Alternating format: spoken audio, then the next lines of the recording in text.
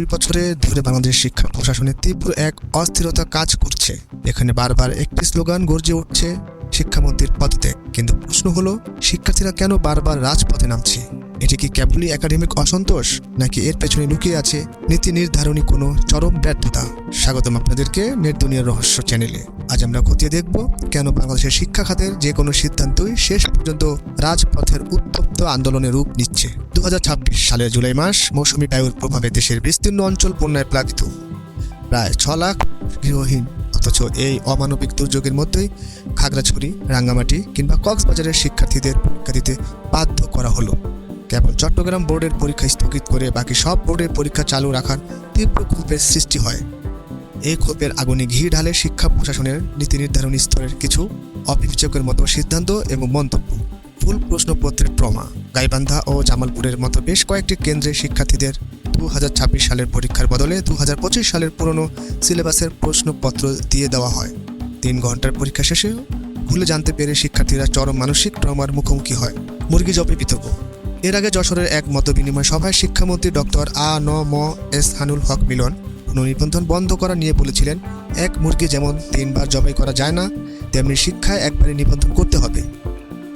বন্যা ও ভুল প্রশ্নপত্রের শিকার হওয়া শিক্ষার্থীরা এই রূপক মন্তব্যটিকে নিজেদের প্রতি চরম অপমাননা হিসেবে গ্রহণ করে।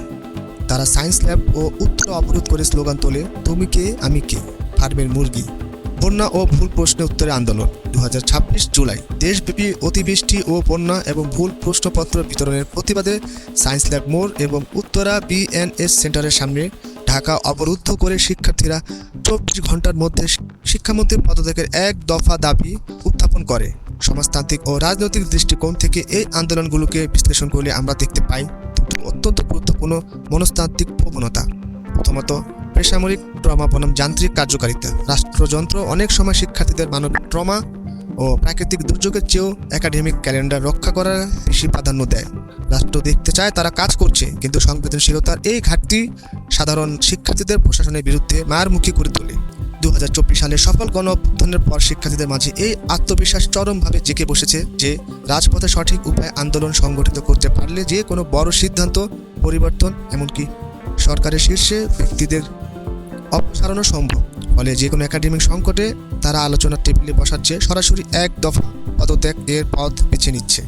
নীতি নির্ধারণী। এই অনমনীয়তা কিন্তু কেবল বাংলাদেশের একক চিত্র নয়। 2026 সালের জুন মাসে পার্শ্ববর্তী দেশ ভারতের নতুন দিল্লিতে তীব্র তাপপ্রবাহ এবং পরীক্ষা পদ্ধতির অস্বচ্ছতার বিরুদ্ধে কাকরোচ জনতা পার্টি সিজেপি ব্যানারে ভারতের শিক্ষার্থীরাও শিক্ষামন্ত্রীর পদত্যাগের দাবিতে তীব্র আন্দোলন গড়ে তোলে। এটি পরিষ্কারভাবে প্রমাণ করে যে সমগ্র দক্ষিণ এশিয়া অঞ্চলে জলবায়ু পরিবর্তনজনিত চরম দুর্যোগ এবং প্রচলিত অনমনীয় শিক্ষাবর্ষের যে সংঘাত, তার কোনো সুনির্দিষ্ট ও মানবিক আইনি সমাধান রাষ্ট্রগুলো এখনও দিতে পারেনি। শিক্ষা ব্যবস্থাকে গতিশীল রাখতে গিয়ে শিক্ষার্থীদের মানসিক ট্রমা, পরিবেশের প্রতিকূলতা কিংবা তাদের আত্মমর্যাদাকে পদদলিত করা কখনোই সুশাসনের লক্ষণ হতে পারে না।